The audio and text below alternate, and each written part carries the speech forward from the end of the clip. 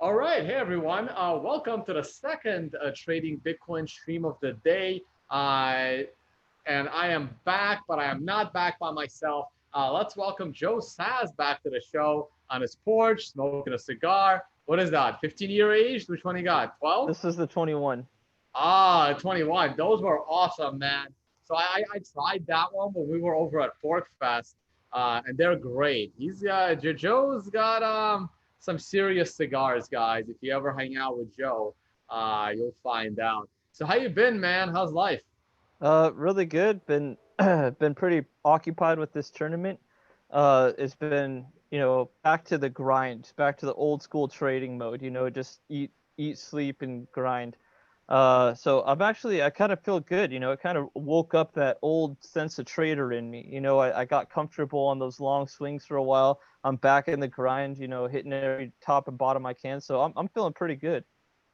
All right, so people may not know what you're talking about when you say tournament. So I'm going to go ahead and do screen share right now. So Joe started his own little competition in affiliation with Bybit, and it was done using Trader, the platform. And we're going to talk about Trader today. That's what Joe uses to trade. And this is a screenshot I took 3 days ago when the competition still had 4 days and 4.5 hours left in the competition. Was this a week-long competition? It was 7 days in I total, think it Joe? was 10. I think it was 10 10 days. days. Okay. And at the time, Joe's account was up 95% since the start of the competition, and he was in first place. And let's see how Joe is doing right now. And Joe has increased his gains to 105%. So only made an extra 10% over the last 3 days, man. Hey, but hey, the market hasn't even been moving. I have no idea how you've been able to make 105% over the last 10 days when the market hasn't moved at all. I mean, I'm not a short-term trader, I'm a swing trader, and I don't can't remember the last time Bitcoin markets were this boring. But hey, there is Yeah. Joe Saz in first place in the competition, in his own competition for a trader. And second place is not too shabby at 75%. Third place, 72%. And you guys have less than 1 day to go. You just crossed 23 hours and 29 minutes to go. You guys just crossed into the last day. I guess the competition will end with today's candle that just started six Yep. minutes ago. This is awesome, man. So I want to cover a little bit of Bitcoin while people trickle in. But tell us a little bit about it. Tell us about the competition, and I'm gonna take a look at Trader, but then I will let you share your screen as well after I give my brief outlook on Bitcoin, and then we'll talk more about Trader. I'm loading up my platform now. I have an account. This is not an exchange. This is a platform similar to TradingView where you do your analysis. But I hear they're building some cool stuff, maybe in the future, APIs that will let you automatically execute from this platform right on the exchange of your choice. Yep. I remember looking at this on your computer not too long ago. Yep. And those that are interested in checking out Trader, you do get a free trial. You can just go to my affiliate page, click on Trader. And if you are interested in order book analysis, this is where you will find it. I'm still waiting for this to load a little bit. There it is. The Joe's custom depth overlay is going to load on top of the price as well. There was a sell signal that I saw about an hour or two ago. I am looking at the 5-minute chart because that's what you like to trade. I am looking at Binance. It's one of the more liquid ones. And I can swear I saw a spike once the indicator loads right around here. So we're jumping right into Trader. We still have a lot of people that need to trickle in Nice. for the Yeah. live stream. But yeah, there it is. So there's your sell signal. Did you take this one? Did you short it right here? Yep. I've been playing pretty much every signal. Now that I'm in first place, I'm kind of taking it back a little bit, trading a little more conservatively, but I'm taking just about everything. I updated this to a set. If you go to click on sharing, you'll see that there's a browse tab right up there in the top middle. And in the browse tab, type in SAS danger or just SAS, and maybe danger will come up.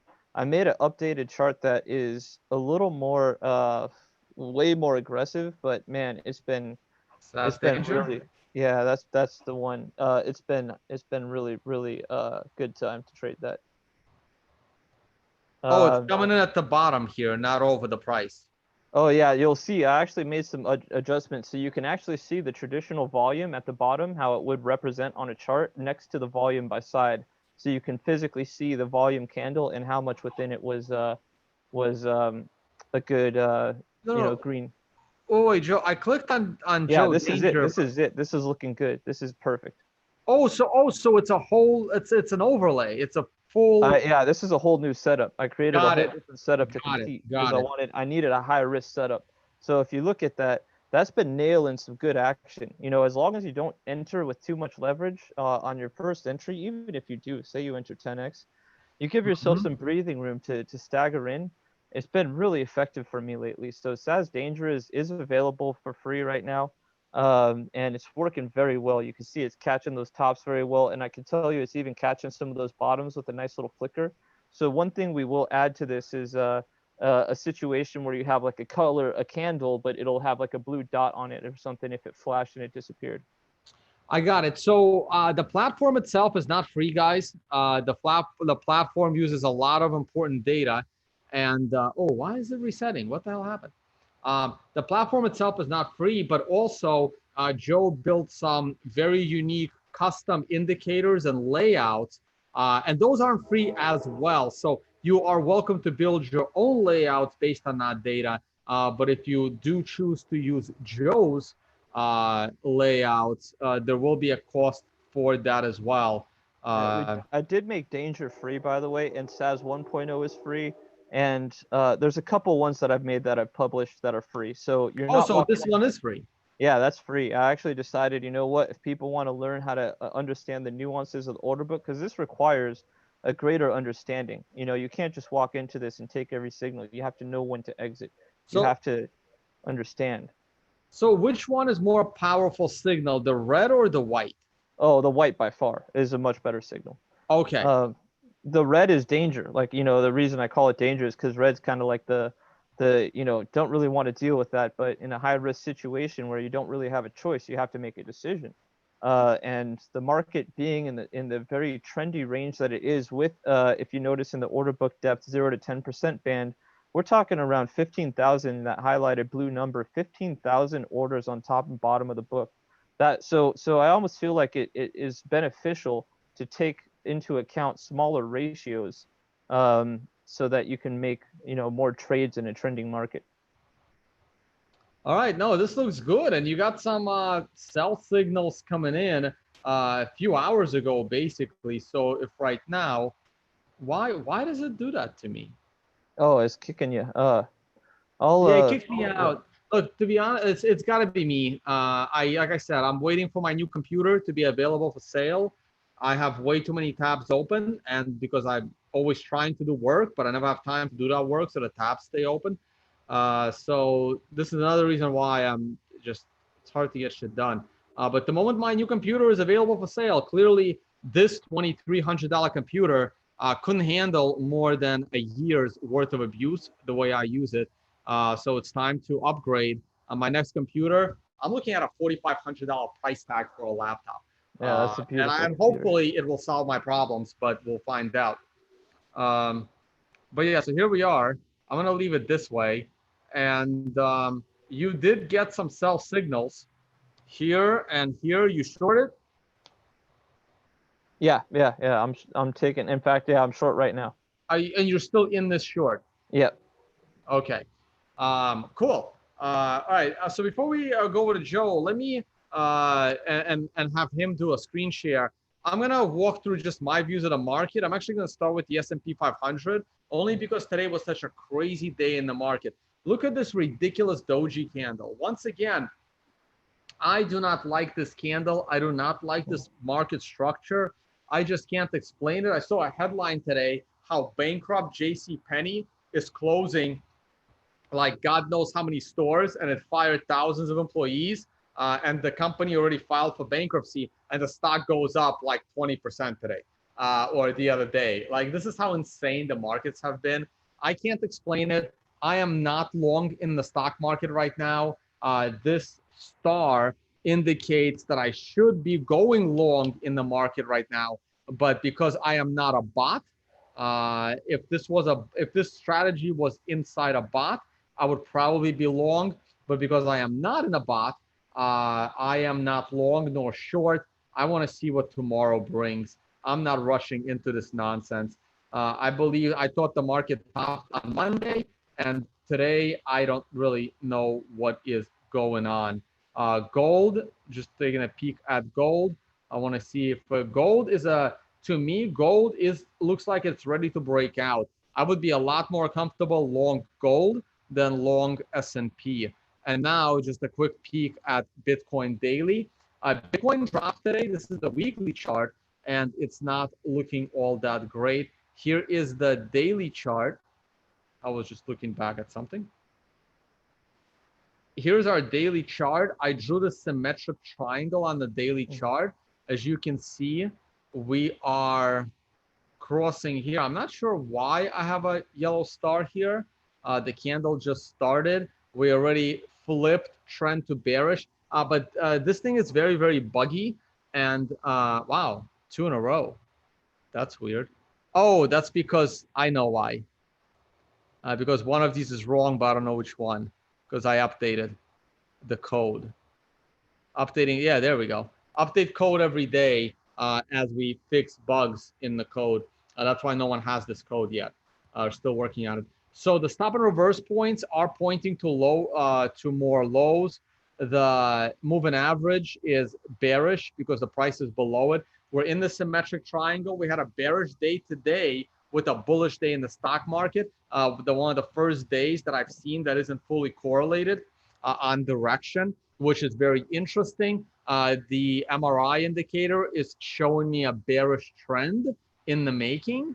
And this is how I'm sticking with it. I am expecting this triangle to break one way or another. It is possible it's going to break up to the upside, but I believe the more likely path for Bitcoin is to the downside. The 4-hour descending triangle is still in effect. And let's see if we break down sometime later in the month. So before I hand over screen share to Joe to show more of the trader platform, what are your views on? I guess I can cut screen share as well for now. What are your views, Joe, on the more intermediate term for Bitcoin? And also, we're going to talk about this Twitter hack after, and I guess your thoughts on that as well. Yeah, so my thoughts, midterm on the market, I'm a little uncomfortable, but I feel like we might have one little pop left in us to 9,400. And if we can do that, I think we'll end up falling down pretty hard after, maybe spending a little bit more time in the lower 9Ks. But I pretty much expect an inevitable breakdown below 9,000 and a settlement in the minimum of 4,000 to 6,000 territory before Bitcoin's ready to kick up a bull market again. But I think I'm really feeling like that apex of the triangle you were showing, it kind of solidifies my belief that we've been going stale. It very much reminds me of that last time we spent at like 6,000, low 6Ks before we jumped to 3,000. You remember that like 2-3 week period? It has that too well, unfortunately, too well. That time period has some bad memories for me that almost needed psychological counseling. But yes, I remember.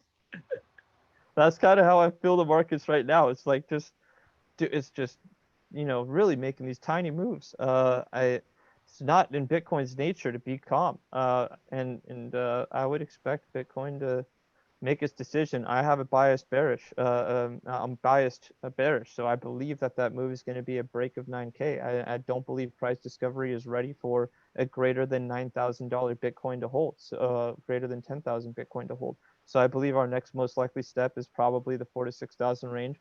But if we happen to land above that and consolidate, I'd certainly be happy and be willing to turn bullish. Yeah. So, but do you still think there'll be a pop to the upside before the big drop? The fact that we're getting these signals in this range tells me that that's less likely. I just the one thing that I can't deny is a short squeeze. We saw that happen before the end, back in October or so of 2018. We saw that last little short squeeze with the gigantic wick.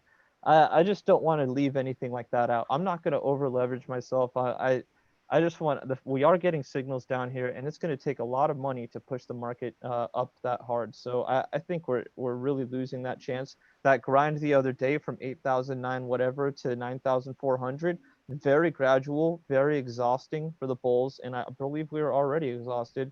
So I'm leaning toward more likely a little bit more time in this area, and then we fall off a cliff. Yeah, and this is how the triangles work. Every time we start to drop below 9,000, it rallies up, but it rallies up less and less and less until eventually it can't rally no more, and the floor just drops under it. So if you do foresee a drop from this triangle, I'm assuming you are anticipating a drop before the end of the month. You got about 2 weeks to go. I would say that's probably right. I feel like Bitcoin could play us a little bit longer, but I think it's got to come soon, and I've been saying that a little while. So what is your realistic downside target on the drop and pessimistic downside target on the drop? Well, pessimistic gets dangerous. I still think hyperwave is absolutely justified until it is broken. I believe hyperwave is valid until it isn't. That is the rule. So on a pessimistic end, yeah, I certainly believe in even high, 3-digit Bitcoin. It's dangerous what could be going on, with obviously, I'm a little bit out there in space, but there's a lot of players in this game right now, and I think they all have different goals. So whoever wins, the price is going to move and take their direction. But right now, I would like to think that a conservative estimate is 4 to 6K. An optimistic one is probably 7,400 plus. Would be a good bounce range for me to start getting bullish if we happen to get it. Yeah, so your pessimistic is a little more than my pessimistic. On the realistic side, we're in about the same boat. Realistically, I'm thinking somewhere between 7 and 8,000 for the big drop coming in the next few months. But pessimistically, I don't believe that we're going to go below 5. But before you guys, go crazy over what Joe said of Bitcoin going to 3 digits, keep in mind the stock market just crashed 33% down to a ridiculous level and then rallied to almost a new all-time high amidst this insanity. So even if Bitcoin does crash again, even below the $3,800 number where we were just a few months ago, it can rally unreasonably quickly. Yeah. And if Bitcoin drops that low, I have no idea how, I will KYC whatever I need to, and I will buy as much as I can because buying it without, without the KYC part takes time and patience and and it's hard to time. But if I see Bitcoin crashing, there's only so much GBTC I can buy because there's only so much money in my retirement account. But outside of that, I'm not going to be able to sell my apartment in time, but I got to sell something. Kidneys take a little while to take out of your body too. So I got to sell something. I'm going to borrow some money or something because I would love to increase my total stash. Okay, so before I hand off the screen share to Joe to tell us more about Trader and some of his positions that has him in the lead of the competition, those that are joining us late, Joe is about to take over screen share because he uses TRDR Trader as his analysis software. And here's what it looks like. I have an account there as well. Joe has his own custom made indicators with the data that Trader provides. Joe also is currently running a trading competition, which has been running for the last 9 days with 1 day left in the competition. Looks like 41 participants are in the competition, and Joe is in the lead with what's the prize, man? Is this the prize? I don't know what the prize is, to be honest. I'm just competing for competition's sake. So Joe is in the lead of this competition with 41 traders. And it's not about being in first place. Well, it's partially about being in first place, but more importantly, did you make money? If you are down 20%, but you're in first place, did you really win a competition? You know, just because everyone else lost more money doesn't mean you won. And if you are coming in, you know, even if you're coming in 10th place, but hey, you made 4%. 4% isn't great over, isn't, I mean, it's fine.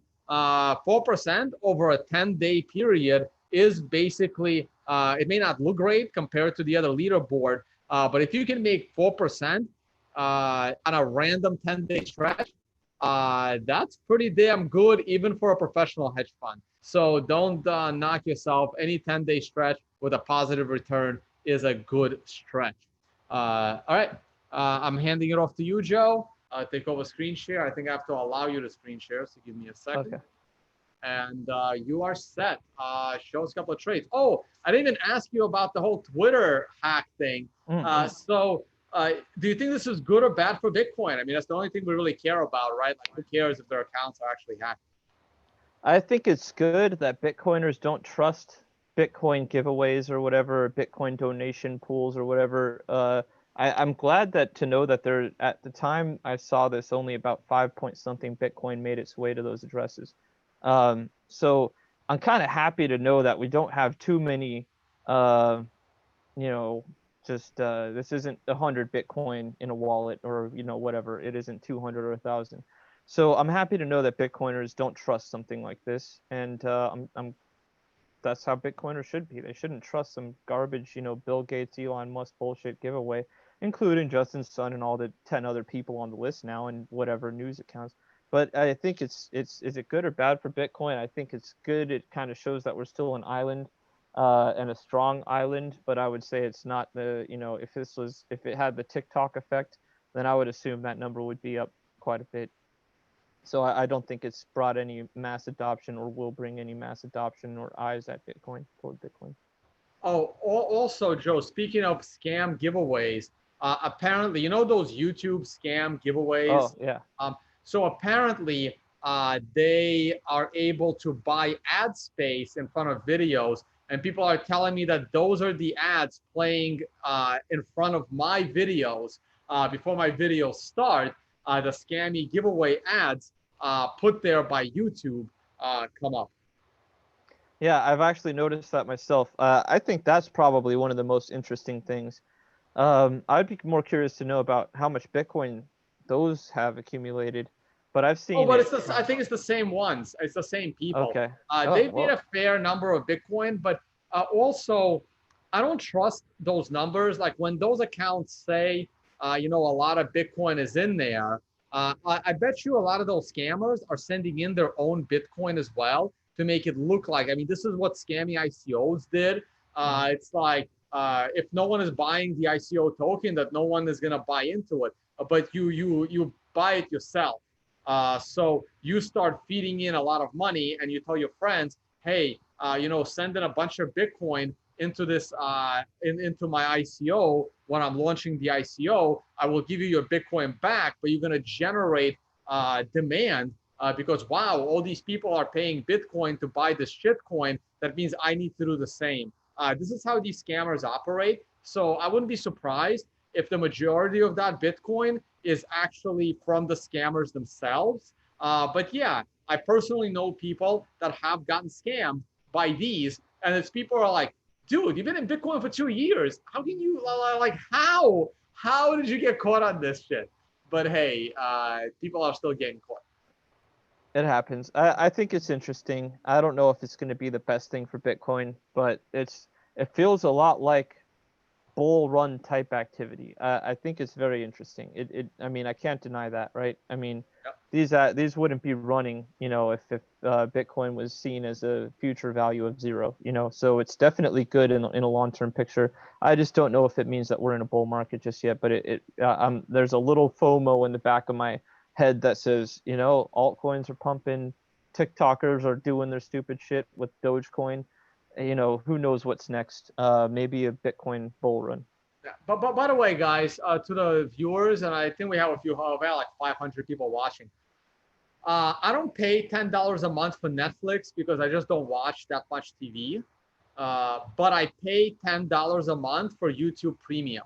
I think it's the best $10 a month I spend, and I have not watched an ad in 3 years because YouTube Premium for $10 a month will remove all ads. You will never watch them again, and it's great. And most of the times I use VPN. I use VPN when I'm in foreign countries to make myself American because my YouTube Premium doesn't work in many countries. And now I'm forced to watch ads. So I have to run VPNs on my cell phones and on my computer through a US IP to avoid watching ads on YouTube. All right, Joe, screen share, show us trader. All right, let's talk about some dangerous freaking trades. I do think that it's okay to take some of these, especially with light leverage. But we've been getting some good signals. Basically, the band has been wide, a nice confirmation width right here, a nice move right before a pump and a band flip. I mean, this was an excellent exit. Trade to trade. I mean, we're talking signal to signal. I don't think I've seen too many where we have a signal in one candle to buy and a signal to sell or vice versa in the next. So, I mean, this has been a great time. Trading this range it's been tough the entire time. I'm looking at this blue number here, 15. It's basically been around 14, 15,000 orders on either side of the book total, 0 to 10% band on both sides. So it's a very liquid market. I think it's safer to play these moves, but it's been dangerous. That one grind that I was talking to you about, where I feel like we definitely are coming back down to that range, is this one right here. These 1 to 2.5 bands are the most important bands, and the difference is the 0 to 1% band connects to the candle. Obviously, 0 to 1% distance from price touches the candle, and the excuse me, the 1 to 2.5% band doesn't.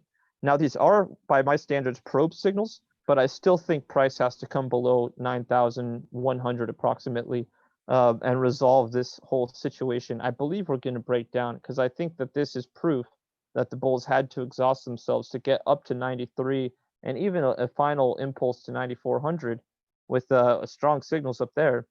So I really think that it's, 9,400 might be on the table. I'm not leaning toward it. I'm happy with some short exposure than no short exposure. I'd rather let it pop and add some leverage back up there. But because we grinded through those signals, that means to me that all these walls that were built in the meantime aren't as significant as they otherwise would be had they been there for weeks.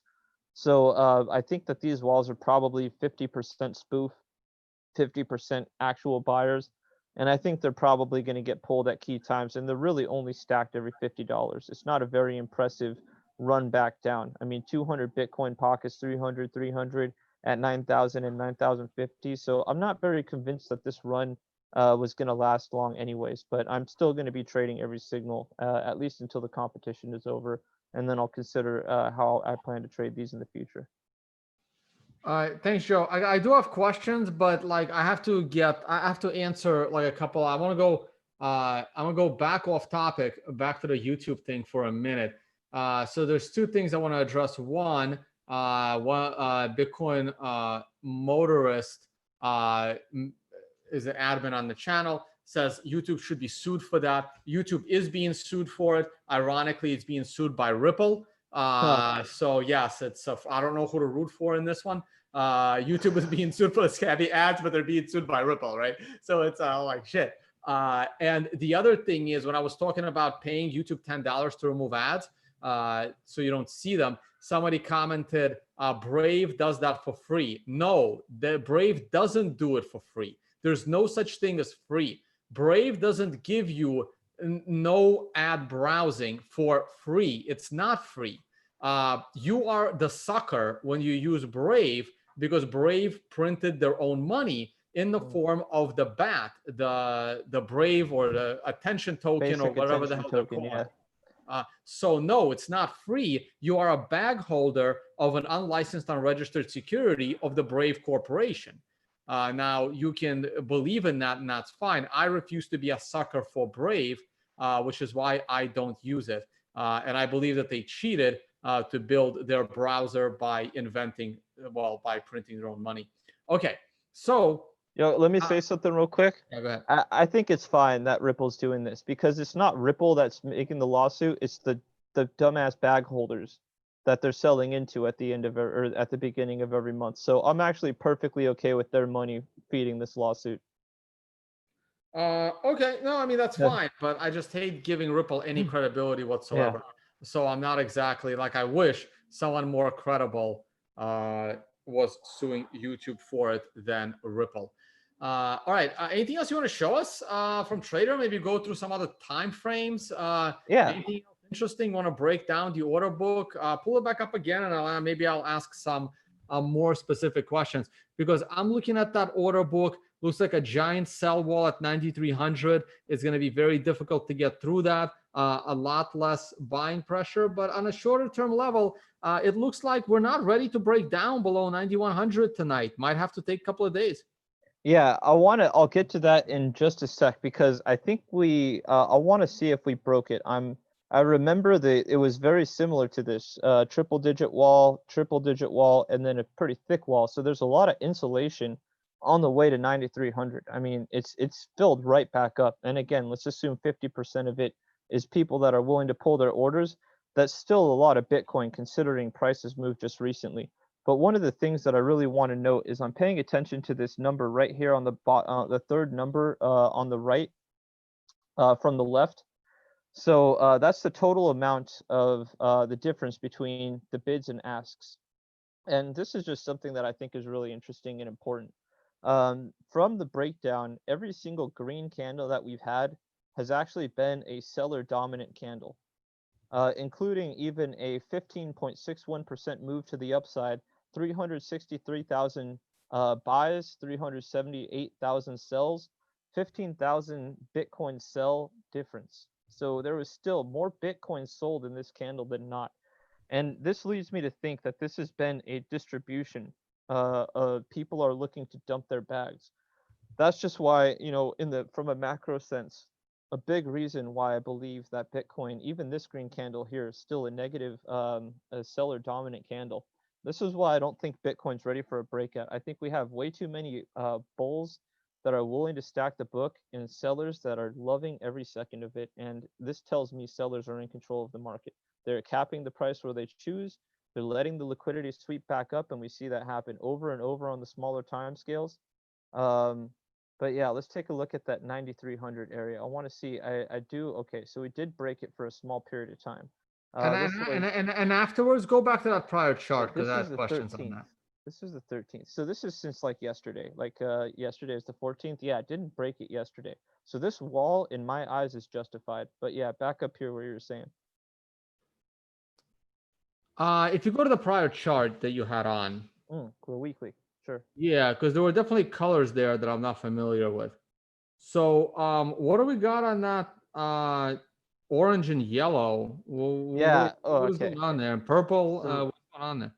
this is still has a lot of signatures of my other signals that are very important, but purple is a definite buy, and this is what I call the gold mine.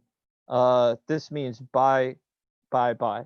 Now it's not solid gold, it's kind of a darker color, I guess closer to orange, as opposed to this bright yellow and obvious yellow, but this is a triple band buy. So this was really strong. And at least for now on the weekly, we're getting signals that represent a scalp short. So I'm thinking there's at least some downside ahead at the very minimum. Sellers aren't Well, stacking this book. it's a weekly chart. I mean, there's no such thing as a scalp using weekly candles here. Yeah. That's more like a swing short, right? Yeah, I guess I can't leave the short time frames behind, huh? Yeah, the terminology of the short-term time frames. But yeah, looks like that short signal at around 9,500 last week is working out fairly well. Yeah. And like I've been willing to take every one. Being in a competition has meant, a little bit more leverage than I'm comfortable with, but they've been very reliable signals.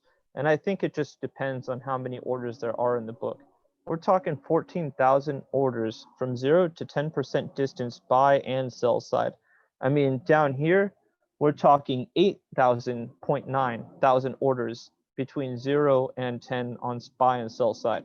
So this was really easy to move the price. There was just no liquidity on either side of the book.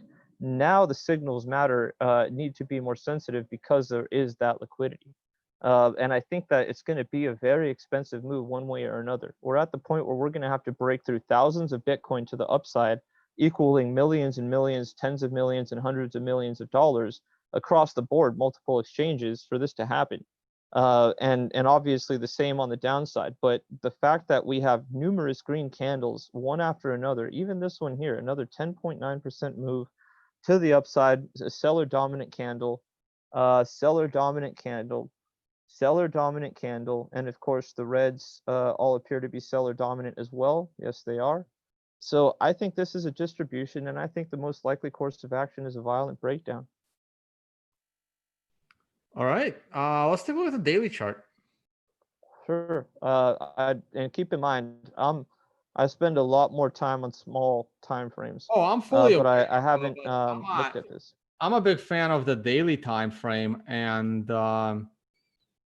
so looks like you've had mostly sell signals ever since early June or late May. It's been nothing but sell signals, not a single buy signal. No, one buy signal right there on June 5th, and that's it.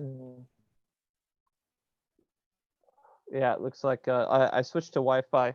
I'm actually fixing up the cigar room, Tone. So that's going to be finished here in just I think tonight, actually, maybe tomorrow. I'll have new floors put in there and everything.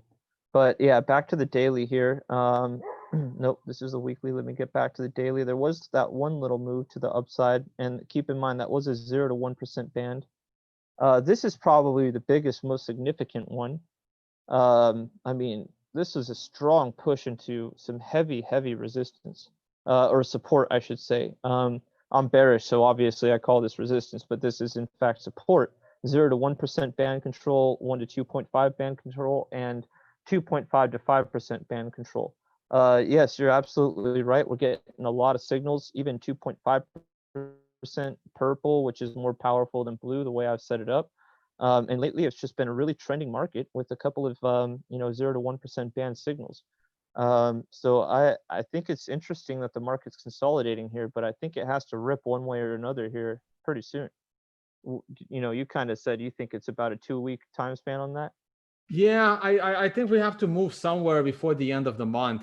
That symmetric triangle that I have drawn on a daily time frame, it's got to resolve one way or another.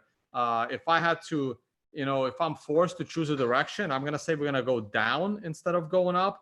But anything can happen with symmetric triangles. I'm just leaning to the downside. Yep. And yeah, actually, I was thinking about the other thing for a second. So yeah, I agree with you. I know that we have our stake bet, and I owe you a stake, and then I'll let you buy it back if we drop below the 3,800 death candle.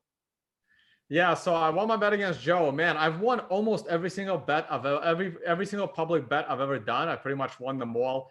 Oh man, that other bet on I'm not gonna say who it's with, but that other bet on 90 days, not closing above 10,000. That's gonna be the sweet bet. I think it's so crazy, Toad. It's like right on the precipice too. We even came back up to like 97, 98.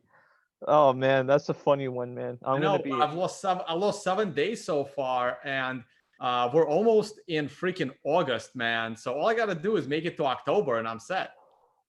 Yeah, you got it.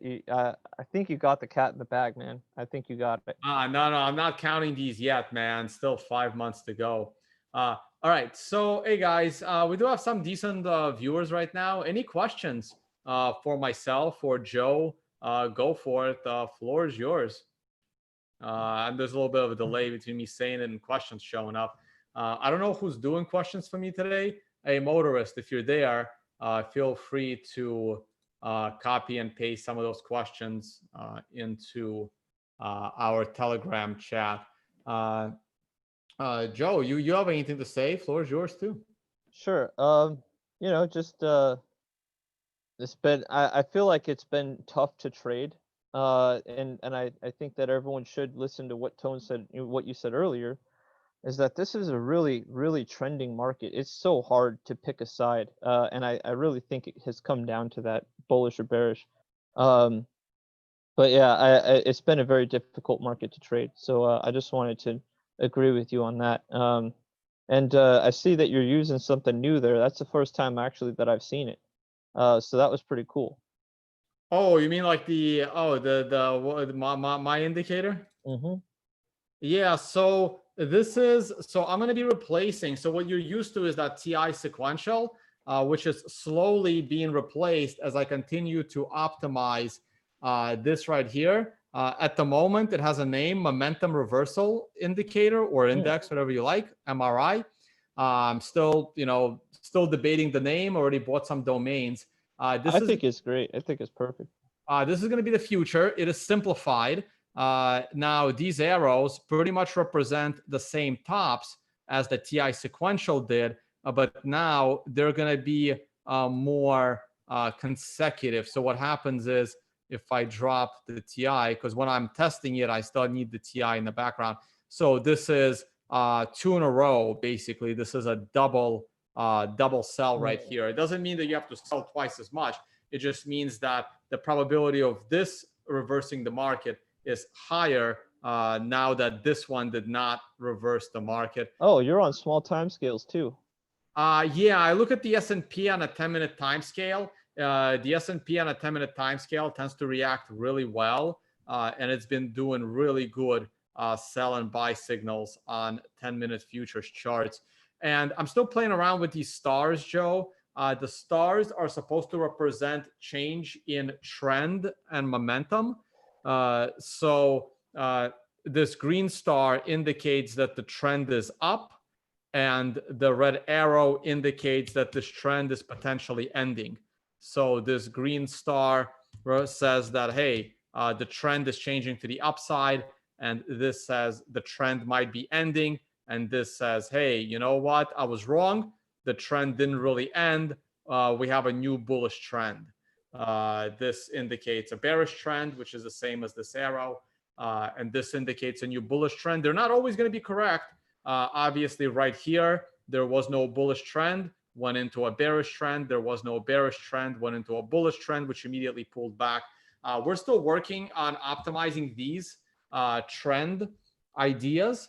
And because I haven't decided if I'm going to make them public or not, because if I put my own rules on these trend changes, it's like I'm giving away a trading strategy, which I don't like to do. I like to just give away indicators. So what I'm trying to do is I'm going to create a list of, let's say, 5 criteria to identify your trend change. And it will be up to you to decide what that criteria is. I will have my own personal defaults, which I will look to put into a bot. But I don't want to project my defaults onto someone else because they can see their own defaults being better. So we will try to allow people some variability on this, because you should never trust another trader, not even myself, to tell you what is good and what is bad. Now, speaking of what is good and what is bad, people just asked me, what does the current Doji mean? Well, this is where it gets very, very challenging and very, very complicated. Normally, this Doji would represent the potential end of a bull run. But there's 2 problems with this Doji. One problem, and it's not even with the Doji itself. There's 2 problems with me saying that I think this Doji is the top of the market. One of those problems is the fact that 2 days ago, we traded at the same level. And that means this Doji is not taking place at the top. It's taking place at a double top from 2 days ago. It is also taking place at a double top from a month ago, which again creates a dilemma for me to consider this Doji as a reversal.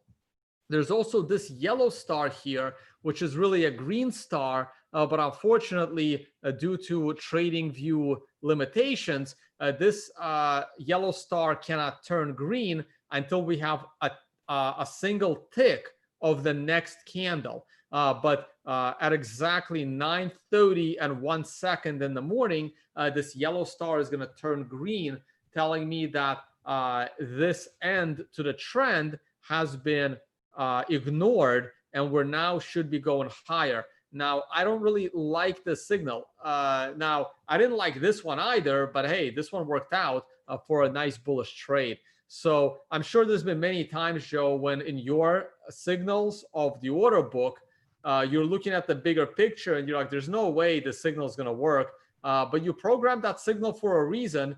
And I would say with a higher than 51% accuracy, that signal does work. Otherwise, you would not have programmed it that way. Exactly.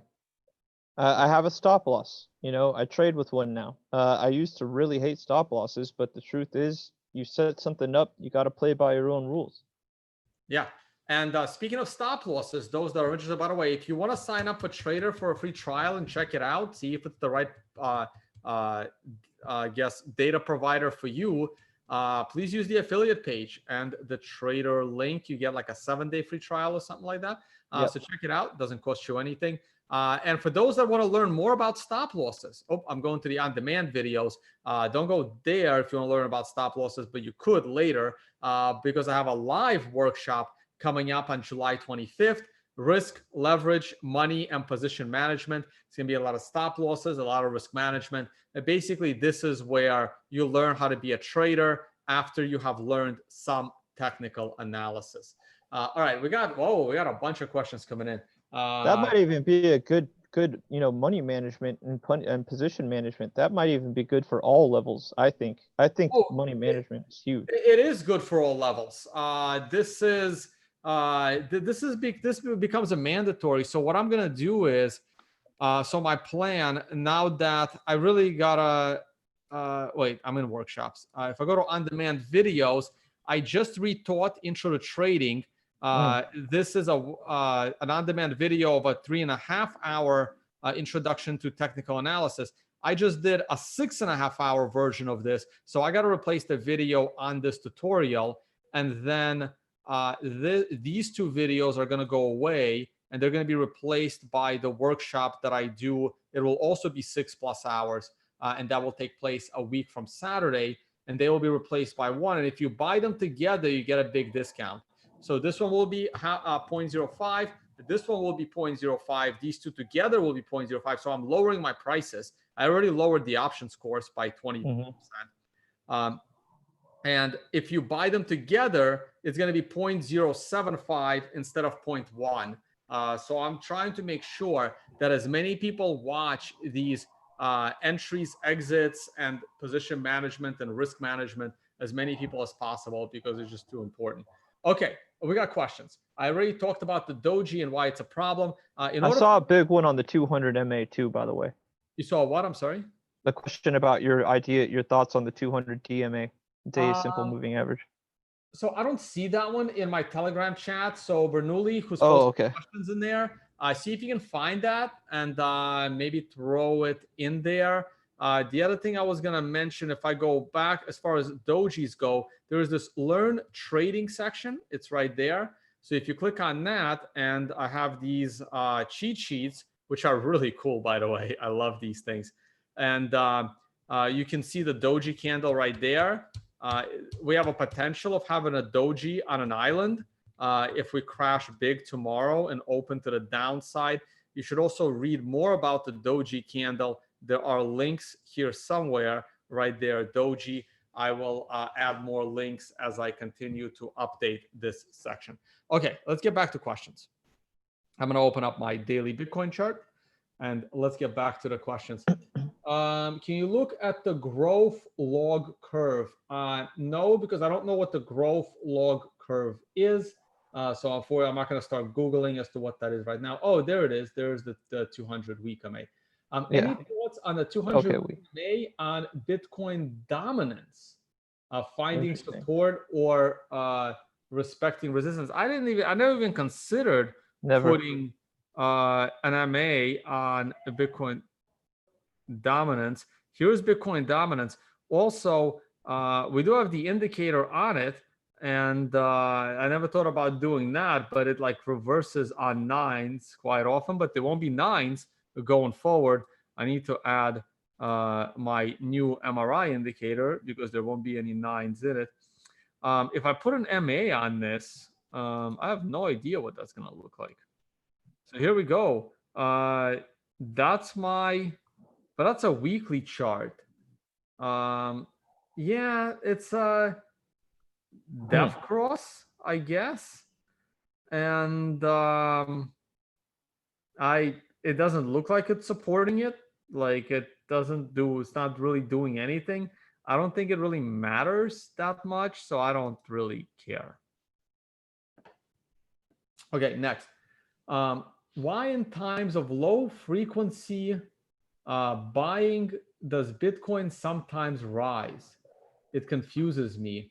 Not always, but I'm not sure. I don't know what you mean by low frequency buying. I don't know what that means. I would guess, just based on the order book stuff, I would say that probably means that bears are pulling liquidity to get better buys. You got to tip your tone. Okay, cool. I actually do. Now I remember what the growth log curve is. It's the problem why I don't like the growth log curve is that it always it fits to the data. It's like Elliott waves. It's like never wrong. If the data goes away from that growth log curve too much, you just refit the curve to make it fit good again.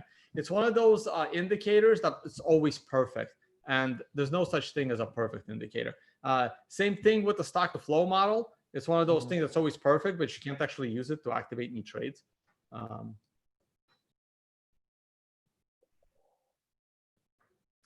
right. Yep, there's the tip question. He's going to cut the line. Hey, Tone, thanks for your videos. Your thoughts on ET and BUD? Those look like stocks. I don't know if I want to be doing stocks today. I guess I can glance at them real quick.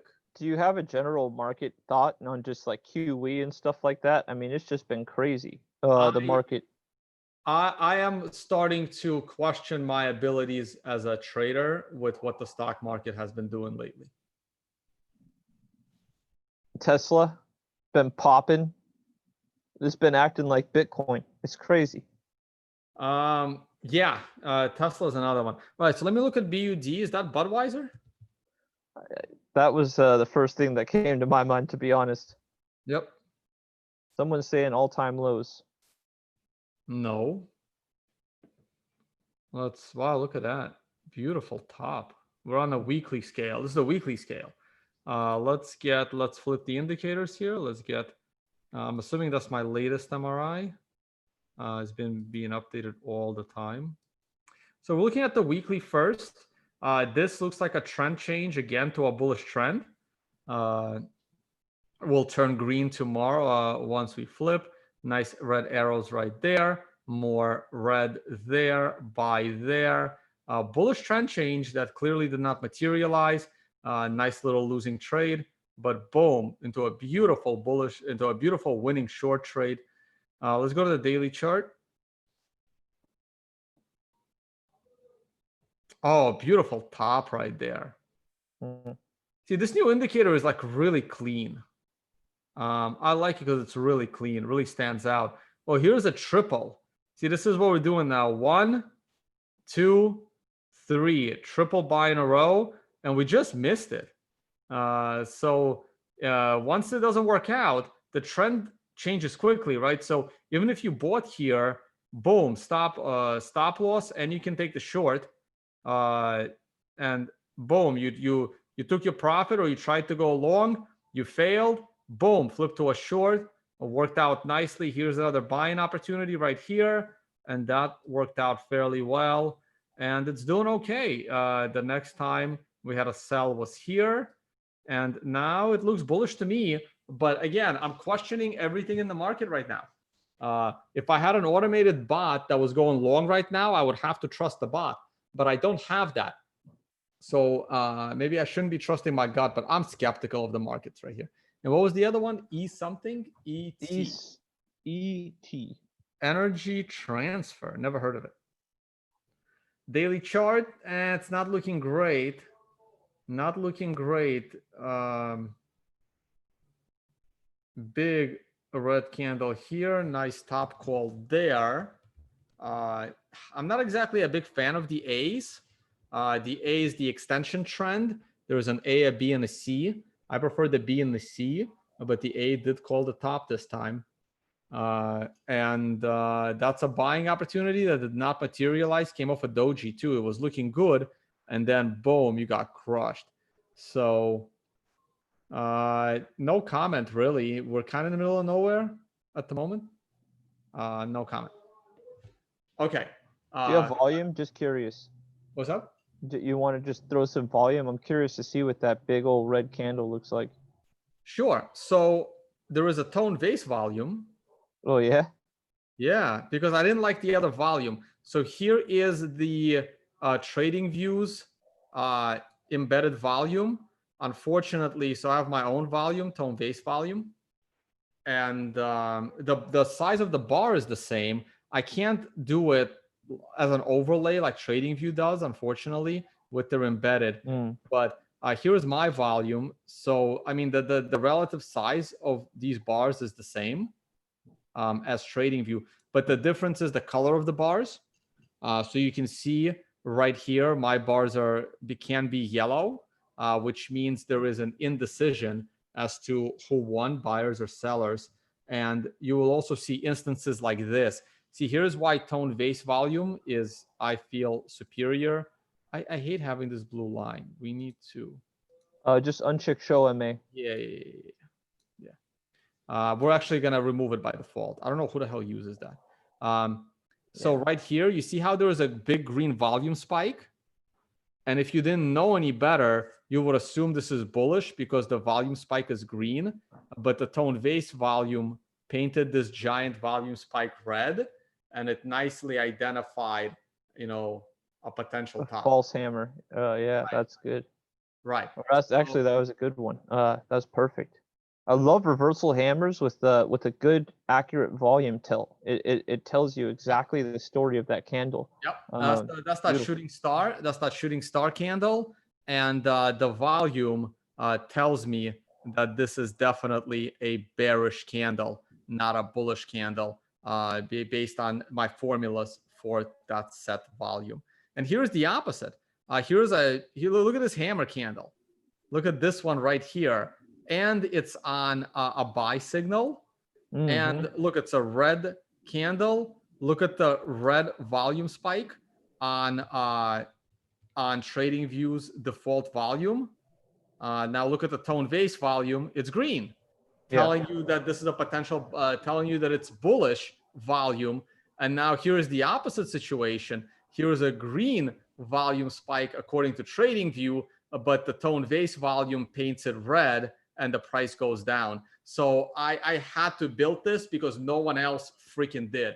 I kept waiting for someone to give me an accurate volume representation of the candlestick itself. No one did it, so I had to do it. Yep, that was definitely not something available on TradingView. No.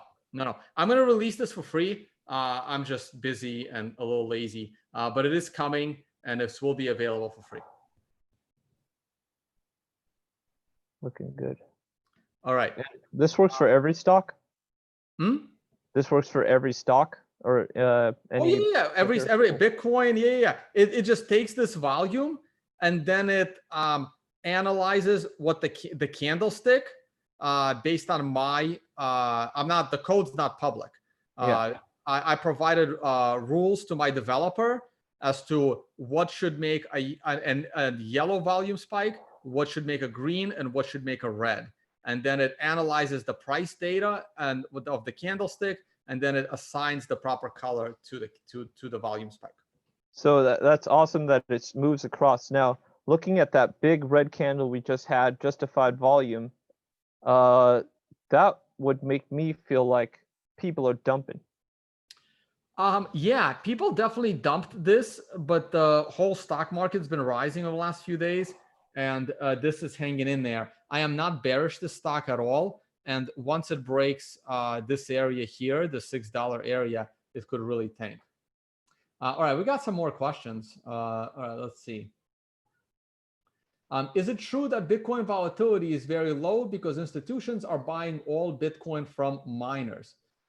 Bitcoin will be in this range for a while. What is your opinion? I have absolutely no idea. I have no evidence or proof that institutions are buying up all the mined coins. I never felt that the mined coins is what moves the price of Bitcoin anyway. Basically, 90% of what moves the price of Bitcoin is people trading. It's not the miners dumping coins. I don't think that's what really moves the market in general. I mean, and sometimes it certainly can.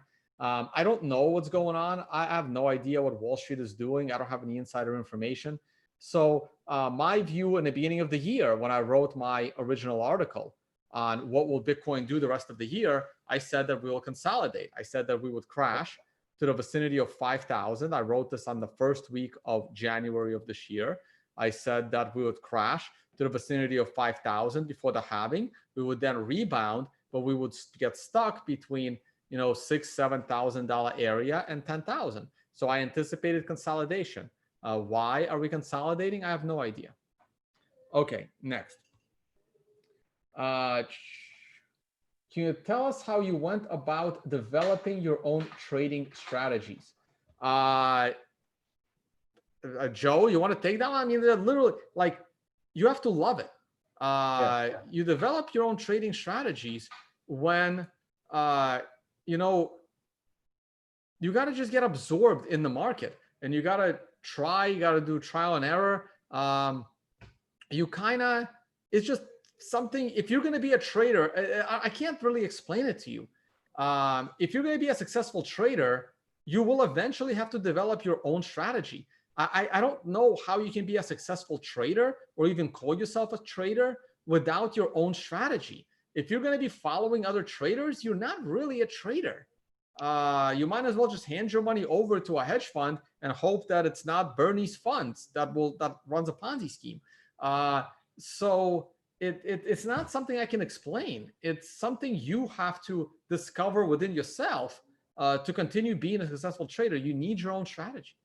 Yeah, I think a lot of what builds that is passion, time, hours spent observing the market, whichever you choose, a relationship to the asset class or the asset itself.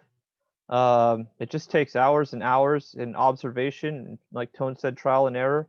And eventually you get to a point where you're more consumed with your own work than the work of anyone else. And bam, you're onto something. Yeah, that's the, you know what, Joe? That's a great quote.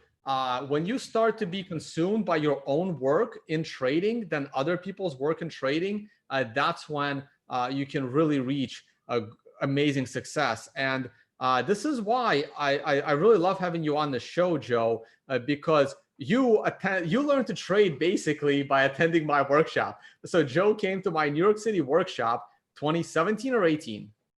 January 2018. January 2018. That's why I wasn't sure if it was 17 or 18. So January 2018. I mean, Joe, you've been trading for what, maybe a year or two, but not like with any kind of structure. At that point in time, it had only been a number of months, but I didn't even know what an indicator was. I remember, I pulled out my old notebook. You barely knew what candlesticks were. I didn't. Yeah, I just stared at exchanges every day until I found a pattern, and then Tone gave me a little bit of insight into indicators and lining up ducks in a row, making sure that whatever indicators you build a relationship to, if 3 out of 3 indicators are pointing up or down, then that's probably a good sign. And, you build from there. And I got consumed with the order book. That just became my thing. Joe fell in love with the order book. He started advising the platform trader that was being built, like mostly just to help Joe, but hopefully a lot of other people would be interested in it. And look, so it's been 2.5 years, and here you are running a competition over 10 days, and you've made over 100% in 10 days. And this is someone that 2 years ago was literally learning what a candlestick is. And I'm really, really proud of Joe's success. And the biggest thing I'm proud of is that he stopped following others and started to build something for himself, because you will never, if you trust your own system, that's how you succeed as a trader. Yep. Yeah, I just remember thinking back to the 15-minute nines. That was a big part of my strategy for a long time. And yeah, you develop, you change, you get consumed in your research, whatever it is, at moving averages. Some people are brilliant. Fibbo Swanee's brilliant with fibs. You just get consumed by what you research, and then you see the pattern. It clicks to you, and then you see it like no one else does. All right, next. Tone, there's a pretty cool new Tom Demark indicator in the public library in TradingView. It's open source as well, TD and D waves. Sure, I'm not that familiar with D waves, and don't expect those Tom Demark indicators to be available on TradingView forever. Trust me, they will eventually go away. I am preparing for all of the Tom Demark indicators going away from TradingView eventually, and that's why we are rebranding to something that will last forever and not have potential disruption. All right, next. On the indicator, Bitcoin logarithmic curve, it's currently below. It's not self-adjusting. It's not self-adjusting. Okay, I can look for it, but I need a time frame. I think people use it like BLX, some sort of long-term logarithmic curve on BLX or something that I've seen. Well, here's the thing, right? Which one? Bitcoin logarithmic. There's multiple. I'll go with this one because it has the most likes. Yeah. Almost 3,000. I think I've looked at it once before. I'm looking at it on daily. I don't know what I'm supposed to be looking at.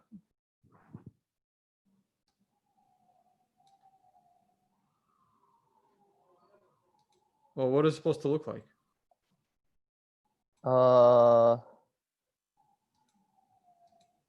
I've only seen it on the weekly, and it just looks like a boomerang.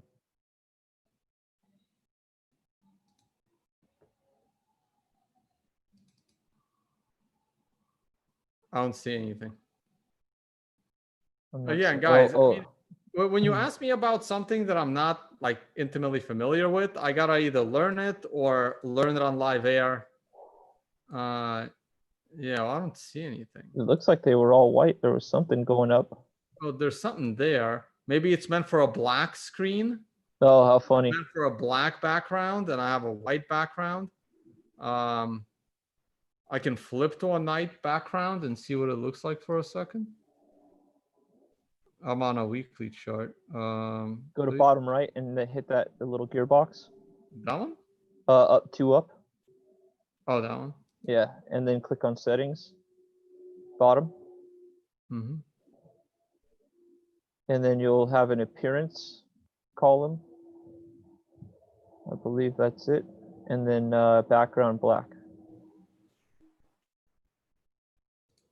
Make it gray.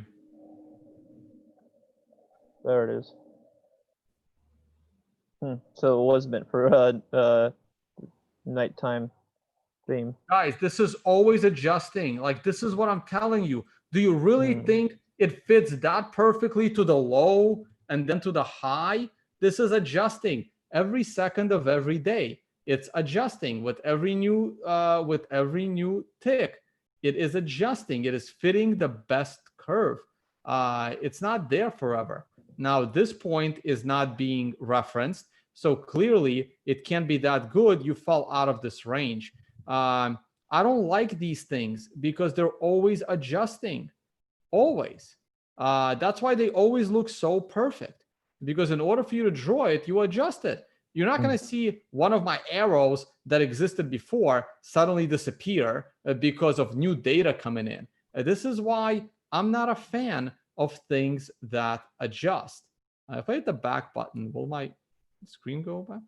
I think you would just have to hit the refresh button before you saved. Now, you do have a tipped question here. I could ask you. I got to get my white background back. That's priority number 1 here. All right. Yeah, go ahead. Sorry. Read the question though. So, Tone, if we hit 3,800 or 3,000 for BTC again on the weekly, are we forming more of a descending triangle? How do I get my? I'm sorry. Oh, is it? Oh, there's the wheel. Never mind. So, read the question again. Now that my attention's back. Yep. If we hit 38 or 3K for BTC on the weekly, are we forming more of a descending triangle?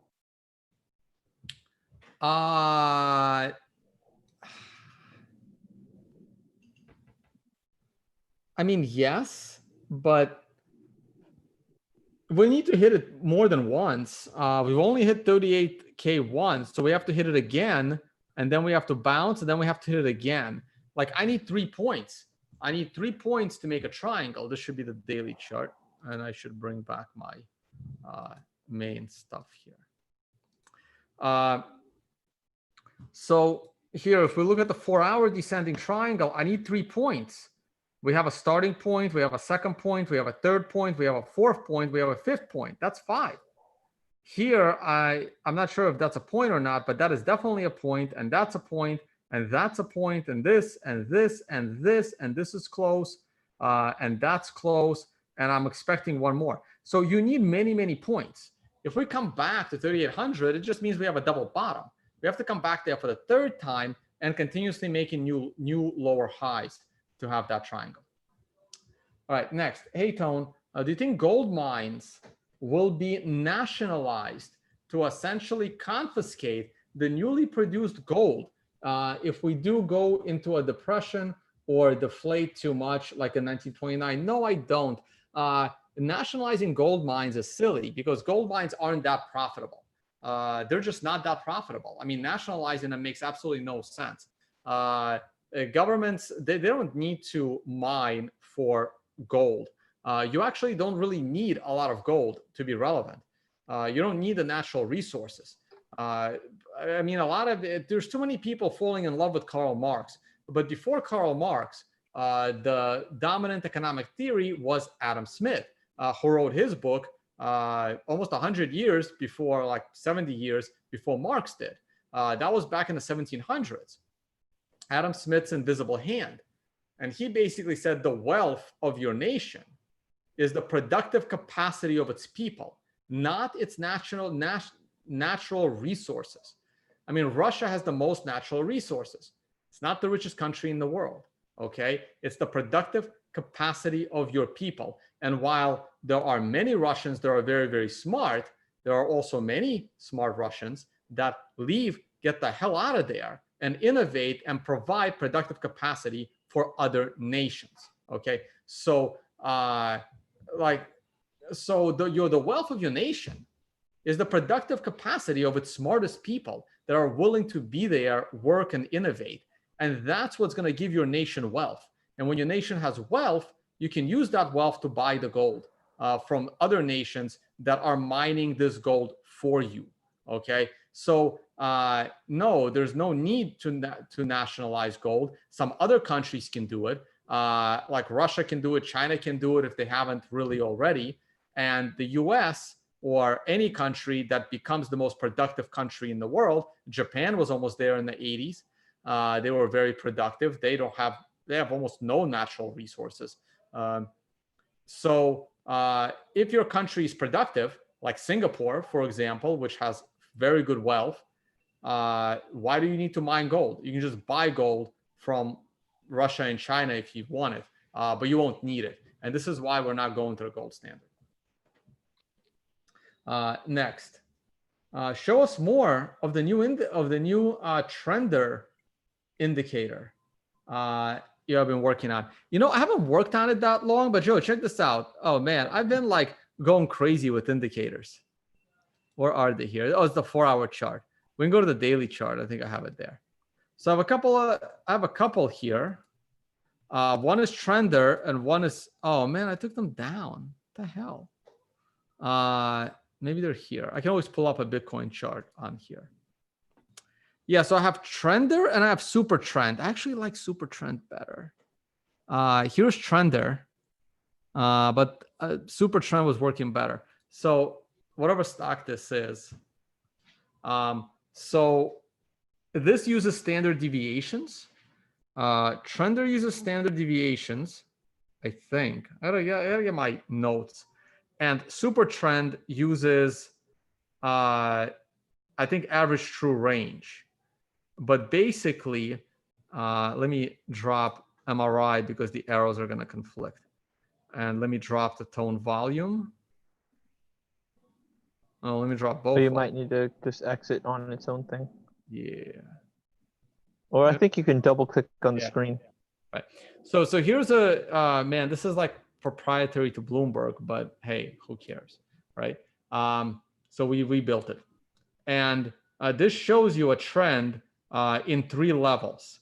So right here, this stock went bullish at first level, went bullish second level, went bullish third level. And it's up to you as a trader to decide when do you buy in. And this is when it was bearish. So you take the trend right here. All 3 are in line. This is when you're short. This is when you start to exit that short or when you start to go long, and you can add to that trade as it goes in your favor.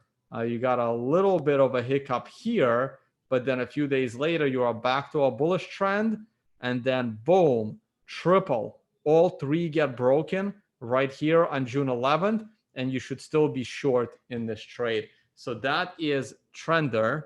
And then there is also a slightly different one, but it looks very similar, called Super Trend.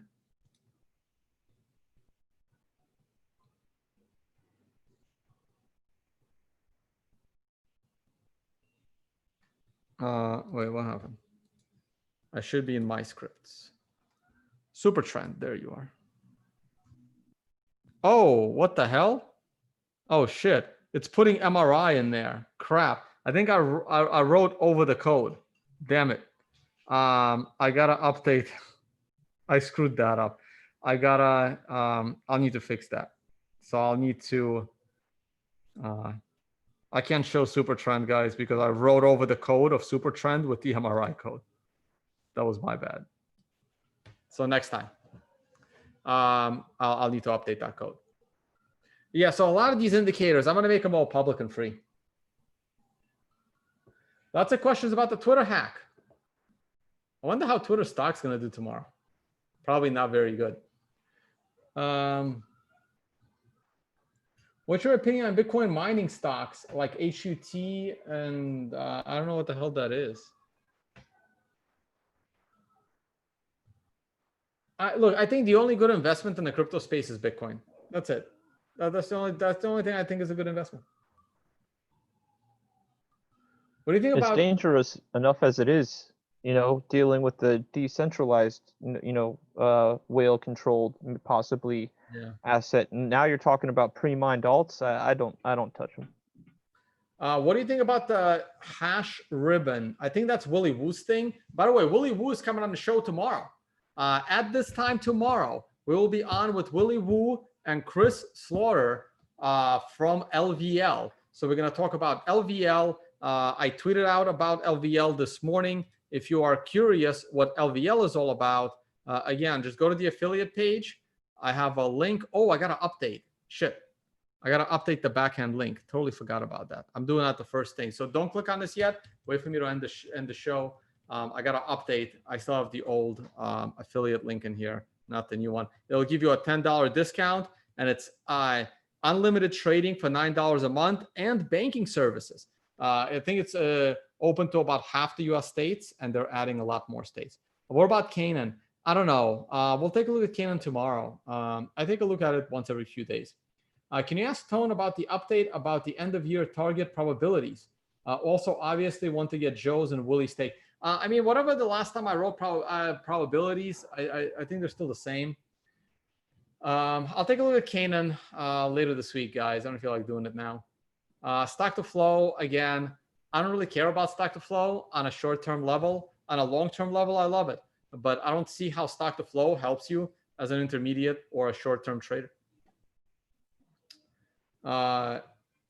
Yeah, Willie doesn't like to do probabilities, but I'll update my probabilities one of these days. All right. Hey, Joe, I think I'm beat. I've had a long day. I don't know about you. I'm cool. Yeah, I'm beat. All right, guys. Hey, we reviewed Trader today. As you can see, Joe has made over 100% by using his own trading system. It's really good that you're in the lead of the competition, the the TRDR competition that Joe organized. Less than a day to go. Joe's in the lead, made 100% in 10 days. Good job, man. Really impressed. Thank you, Tony. All right. That's it, guys. We're going to end screen share. We're going to say goodbye. I got to go visit Joe again. It's already dark where he is. It's always dark where I am. Still stuck in quarantine and isolation, unfortunately. But hopefully I can start flying again soon. All right, guys. Thank you all so much for watching. And I will see you all on the next one, guys. Bye-bye.